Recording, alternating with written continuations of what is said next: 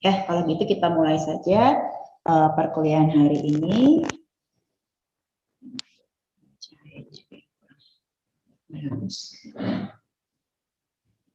Bismillahirrahmanirrahim.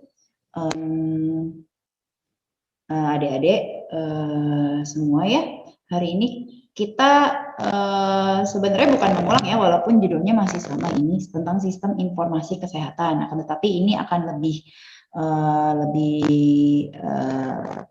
ke core-nya gitu, jadi ke konsep dasarnya yang memang sebelumnya belum saya sampaikan ke adik-adik semua ya. Oke, kita mulai saja ya. Sistem informasi kesehatan atau Health Management Information System. Ini diadaptasi dari Duke University ya. Saya adaptasi poin-poin ininya ya, konsep dari SIK. Judul aslinya ini ya, Health Management Information System. Nah, nanti juga ada beberapa tambahan dari webinar yang baru saja saya ikuti tentang masih berkaitan dengan sistem informasi kesehatan. Oke, slide berikutnya.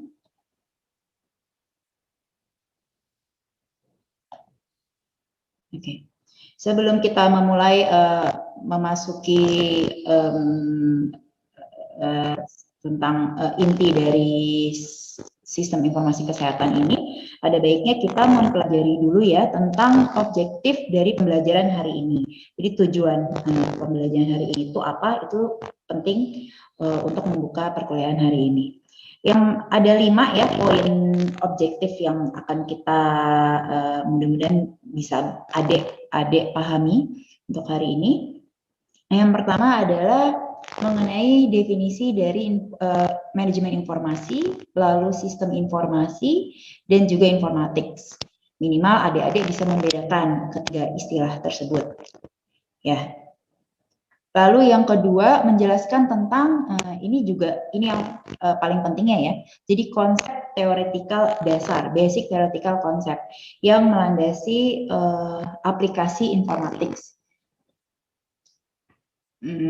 Kurang lebih sebenarnya kemarin sudah dibahas, cuman memang secara konsep itu belum dijabarkan dengan lebih jelas. Lalu yang ketiga mendefinisikan istilah biomedik ya dan informasi kesehatan di ranah bidang pembelajaran. Nah, ini memang tambahan saja ya, cukup tahu tapi nggak apa-apa. Ini untuk menambah wawasan adik-adik juga. Oke, slide berikutnya. Keempat, di sini menggambarkan aplikasi dari biomedik informatik. Tadi kan tentang definisinya, kalau yang kedua ini lebih ke aplikasinya. Kalau yang terakhir, summarize, jadi menyimpulkan tren dan pengantar-pengantar dari informatik ini. Nah, ini yang terakhir ini juga cukup penting ya, karena memang kita harus tahu juga nih kebaruan dalam informatik. Jadi informatik itu ilmu pengetahuan soal data ya. Jadi tentang SIK-nya ini kita juga harus tahu nih trendsnya sekarang ini seperti apa. Untuk yang ke-6 dan ke-7 mudah-mudahan nanti ya setelah UTS bisa dijelaskan juga. Oke. Tentang manajemen informasi. Tadi kan sudah disebutkan ya di learning objektifnya. Jadi manajemen informasi itu pastinya berkaitan dengan informasi dan juga data. Nah, adik-adik harus bisa membedakan ini tentang data dan informasi. Jadi seperti sama tapi sebenarnya tidak gitu ya. Kalau data nanti akan dijabarkan juga ya di slide berikutnya. Data itu memang biasanya nih ditempeli dengan penjelasan-penjelasan seperti kata-kata yang di bawah ya. Ada generate, collect, organize, validate, analyze, store, integrate. Nah, itu biasanya data tuh begitu ya, karena hasil dari generate menghasilkan, mengumpulkan, mengorganisasi, lalu divalidasi, dianalisis, disimpan, lalu diintegrasikan. Itu data. Berbeda dengan informasi. Kalau informasi itu biasanya ditempeli dengan kata-kata yang lebih bermakna ya. Jadi ada seperti diseminasi, komunikasi, lalu present, ditampilkan, utilize, transmit, dan safeguard. Seperti itu. Oke, lalu tentang sistem informasi atau teknologi informasi. Nah, ini kadang-kadang kita melihat dua istilah ini seperti sama, tapi sebenarnya tidak ya. Jadi sistem informasi atau teknologi informasi itu berbeda dari maknanya. Nah, kalau teknologi informasi itu biasanya berkaitan dengan istilah-istilah yang menempel ya, seperti programming, lalu juga ada tentang jadi banyaknya berhubungan dengan teknologi atau mesinnya gitu ya. Ya, bisa juga tentang lebih ke penggunaan data ya, penggunaan data dengan menggunakan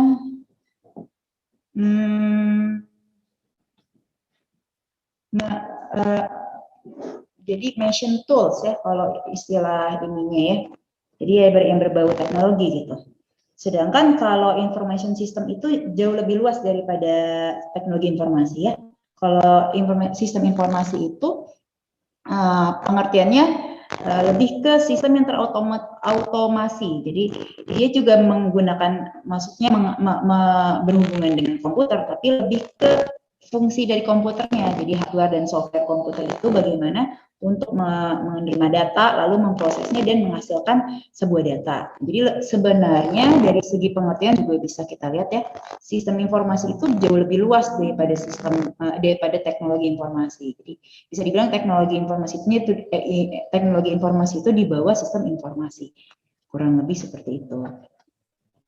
Oke, slide.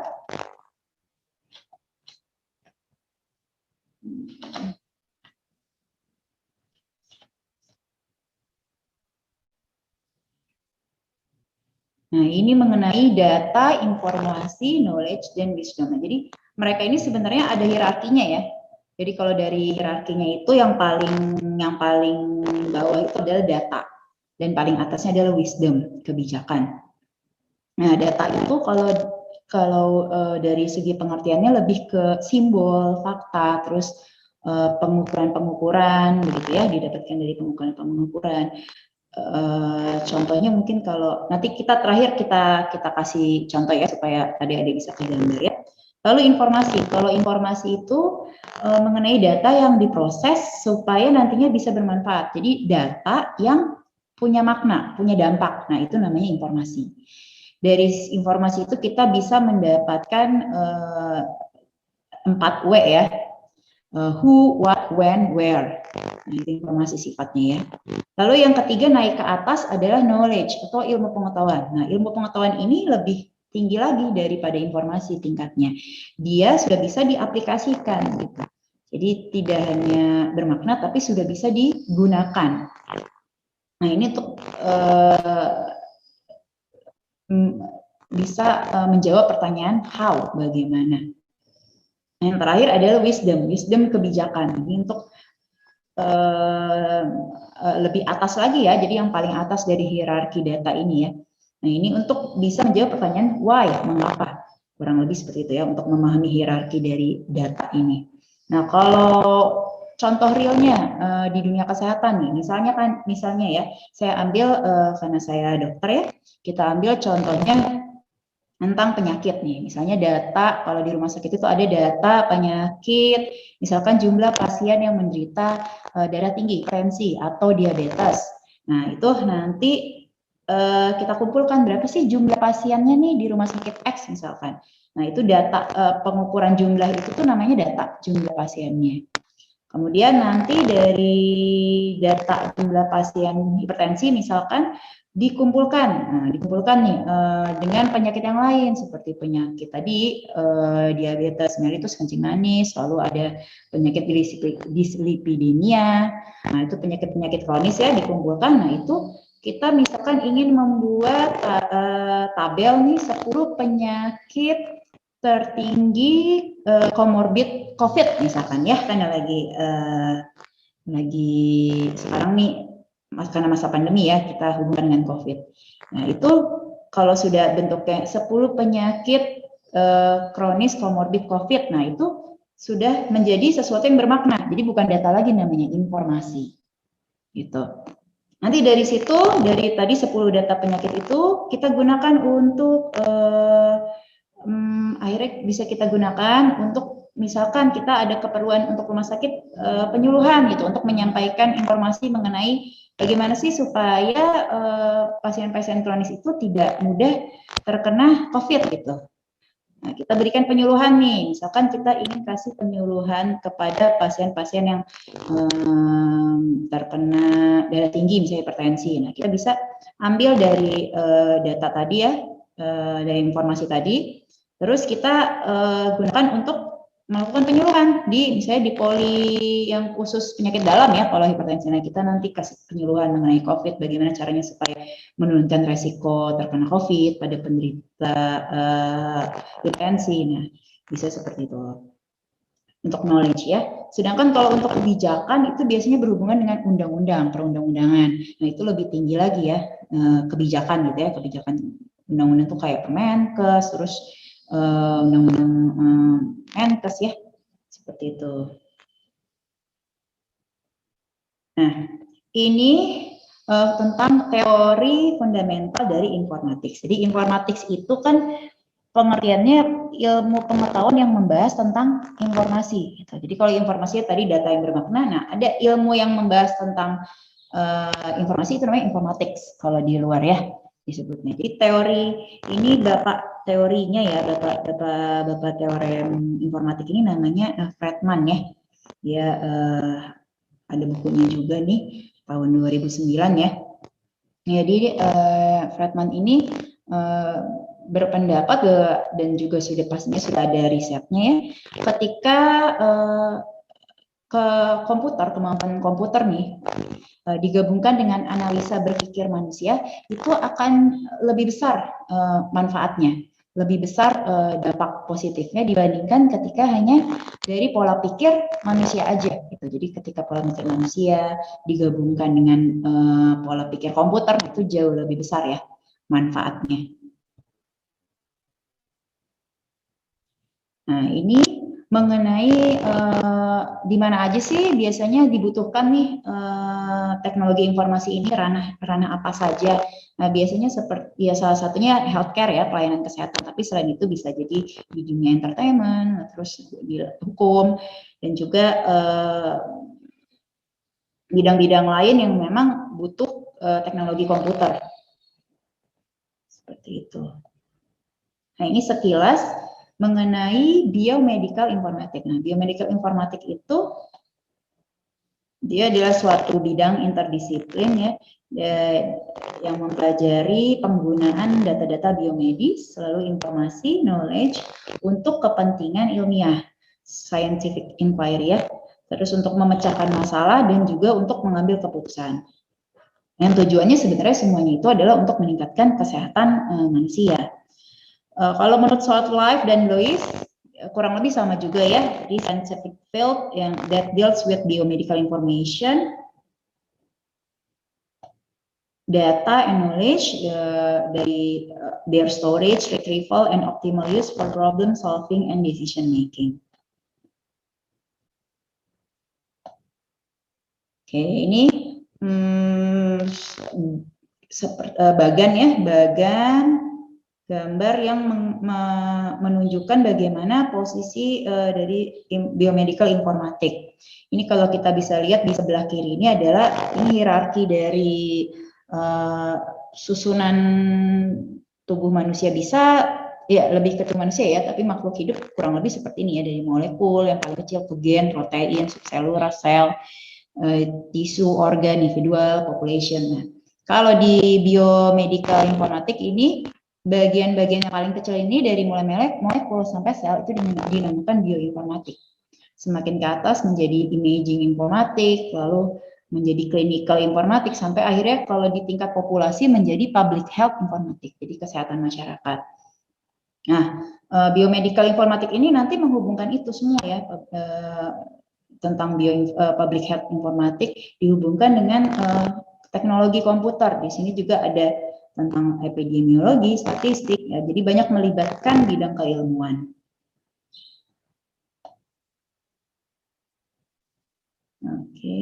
Ini diambil dari, dimodifikasi oleh Dr. Jia Zhang ya, dari University of Texas tahun 2001.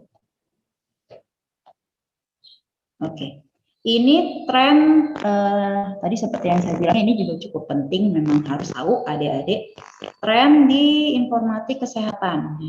Kalau ini sebenarnya kan di dunia ya, tren di dunia, jadi bukan di Indonesia. Ini kalau di dunia tahun 2012 tren ini. Tapi memang kalau di Indonesia bisa dibilang memang ya baru diaplikasikan sekarang gitu. Nah, tapi nanti ada juga ya untuk trends yang lebih terbaru lagi, saya akan share juga dari hasil webinar kemarin ya. Kalau ini untuk tren yang ya memang sekarang di Indonesia juga baru ada ya. Seperti ada 4 ya, ada e-health, electronic medical records, electronic health records, dan terakhir health information exchange. Ini disingkat semua, nanti ada singkatannya supaya adik-adik nanti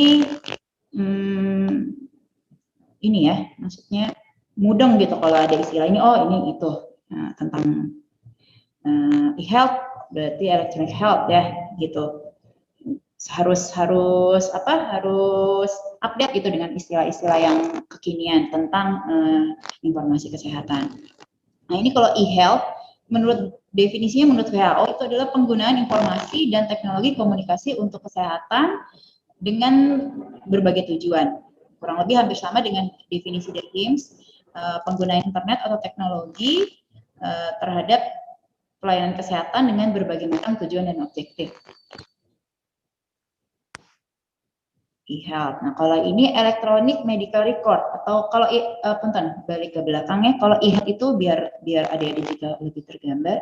E-health itu kalau sekarang mungkin seperti apa ya? Jadi ketika ilmu pengetahuan kesehatan itu bisa kita lihat di internet, gitu. Sebenarnya sih sudah itu dari dulu juga sudah ada, cuman sekarang kan memang lebih, apalagi ketika pandemi ini lebih dibandingkan lagi ya, jadi lebih banyak fasilitas-fasilitasnya. Bisa punten saya sebutkan ya, seperti kayak Alomedica, terus Halodoc ya, yang gitu, punten sebut merek ya. Jadi itu juga salah satu fasilitas e-health, di mana masyarakat bisa mengupdate tentang pelayanan kesehatan dalam sebuah aplikasi, gitu. Jadi memudahkan untuk masyarakat juga untuk update tentang ilmu kesehatan. Sekarang tentang electronic health record atau EHR. Nah, EHR ini perbedaannya dengan electronic medical record adalah sama-sama catatan elektronik ya, electronic record tentang kesehatan, informasi kesehatan individu. Akan tetapi pada electronic health record ini tidak hanya melibatkan satu organisasi, tapi lebih. Jadi misalkan ada pasien dari rumah sakit X, itu dia sebelum ke rumah sakit X dia pernah berobat, bisa ke klinik atau ke puskesmas atau mungkin rumah sakit yang lain. Nah, ini nanti kumpulan-kumpulan informasi kesehatan dari berbagai macam fasilitas kesehatan yang pernah dikunjungi oleh si individu ini, si pasien ini. Nah, ini akan digabungkan menjadi electronic health record. Kurang lebih seperti itu ya, perbedaannya dengan EMR. Oke, lalu ini trends yang terakhir adalah tentang Health Information Exchange atau HIE. Nah, ini perbedaannya dengan EMR dan EHR tadi, ini lebih apa ya? Jadi perpindahan informasi. Jadi adanya pertukaran informasi kesehatan dari masih individu yang sama, tapi sudah melibatkan jaringan-jaringan yang lebih luas. Jadi sudah lebih kompleks lagi, sudah terintegrasi seperti itu. Dan memang ini yang paling yang paling baru gitu di tahun tersebut. Oke. Nah, ini Indonesian Digital Medic Summit 2021. Ini kerjasama workshop yang kerjasama dengan Cisco antara dunia digital dengan dunia medis ya. Jadi dikawinkan, disatukan. Ini workshopnya dipresentasikan oleh Bapak David Hermawan selaku Country Digital Acceleration dari PT Cisco Sistem Indonesia. Oke, nah ini beberapa ada inovasi di tahun 2020 ya di dunia kesehatan nih. Ada sekitar 8 item, nah tapi kita hanya mengangkat 3 aja ya, beberapa aja yang kita angkat. Karena memang banyak sekali istilah IT yang saya juga kurang paham karena memang bukan bidang saya. Ini yang pertama tentang Social Determinant of Health Analytic Platform Against Traction during 2020. Jadi ini mengangkat kasus tentang asuransi ya, mungkin karena Indonesia juga ada BPJS ya sebagai badan asuransi milik pemerintah terbesar ya, dan terbesarnya bukan hanya nasional, secara internasional juga begitu diakui. Jadi di sini inovasi yang diangkat adalah tentang premi asuransi. Jadi kalau sekarang ini premi asuransi itu nilainya ditetapkan berdasarkan level dari jabatan tertentu. Kalau pada PNS atau level kalau di swasta juga ada ininya ya sepertinya. Nah, kalau sekarang ini inovasinya adalah bagaimana caranya supaya premi asuransi itu bisa dibuat berdasarkan kategori kondisi sosial dari si peserta asuransinya gitu. Jadi kondisi sosial secara keseluruhan. Jadi makanya dari mulai semua data-data individu itu tentang sosialnya, nanti dari mulai dari sedini mungkin sampai di usia sekarang tuh nanti ada informasinya gitu, sehingga bisa dijalankan ini social determinant ini. Lalu yang kedua ini yang memang yang cukup ini juga ya, yang paling fenomenal sekarang ya, yang sedang tren. Mungkin adik-adik juga yang senang teknologi, yang savvy, ini pasti sudah kenal AI ya. AI itu artificial intelligence. Jadi artificial intelligence ini artificial intelligence develops more use cases and faces more ethical challenges beginning with radiology. Jadi memang kalau di dunia kesehatan di radiologi dia kemungkinan besar akan dimulainya gitu ya untuk inovasinya. Nah AI ini kalau di Indonesia memang belum booming ya, kalau di luar mah sudah cukup populer dan sudah diterapkan bahkan kayak di mall gitu ya. Saya kemarin juga sempat melihat ya di berita kayak di perusahaan-perusahaan mall milik Alibaba tuh ya, itu sudah pakai AI gitu. Bahkan sudah hibrid gitu antara AI offline dan online tuh sudah biasa lah mereka ada dengan teknologi ini seperti itu. Sedangkan Indonesia mah belum ya, belum familiar. Kebetulan suami saya juga dosen di informatika ya, dan beliau juga mengajarkan tentang AI ini. Walaupun saya juga karena bukan bidang saya, walaupun suami saya dari informasi teknologi IT, tapi saya sebenarnya kurang paham gitu. Tapi memang saya update lah tentang berita-beritanya. Nah kalau AI ini gambarannya seperti apa ya? Kalau adik-adik pernah nonton film Star Wars nggak ya? Pasti ya, tahu lah ya.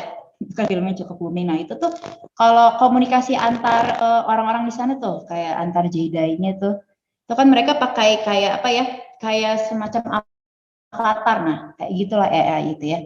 Jadi kayak misalnya kalau di film itu kayak Princess Leia misalnya mau komunikasi sama siapa tuh adiknya tuh, saya lupa ya. Lukman kali ya. Itulah ya. Jadi komunikasinya itu pakai AI, dipakai avatar. Nah, kurang lebih seperti itu nanti. Kalau memang sudah di semua negara gitu ya, sudah ada tuh ya kurang lebih seperti itu. Jadi kita nanti berhubungan antar negara nggak usah ketemu langsung dan nggak usah pakai Zoom, lebih real lagi gitu ya. Bisa dengan AI ini. Oke, terus yang ketiga mungkin yang saya angkat tentang ini ya, telehealth ya. Telehealth ini di masa pandemi ini memang sedang booming-boomingnya. Banyak kan bermunculannya kayak tadi saya sebut merek ya, maaf ya, kayak Almedika, terus Halodoc itu kan telemedicine ya sebenarnya. Jadi konsultasi antara dokter dengan pasien tapi tidak ketemu langsung gitu. Nah memang ini biasanya dan memang terjadi gitu ya, akan ada isu-isu masalah-masalah etik nih mengenai ini, tentang telehealth ini. Nah, itu nanti bisa jadi pembelajaran juga ya, mungkin di mata kuliah berikutnya. Oke, kurang lebih seperti ini ya kalau yang dari sisi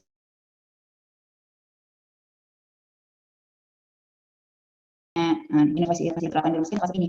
Jadi ada expand care akses pelayanan menjadi lebih luas lagi. Jadi kayak dokter bisa mengobservasi pasien nggak perlu dari dekat gitu ya, bisa dari rumah, bisa dari kantornya gitu. Jadi ada remote patient observation ya di sini nih. Bisa dilihat nih yang mana.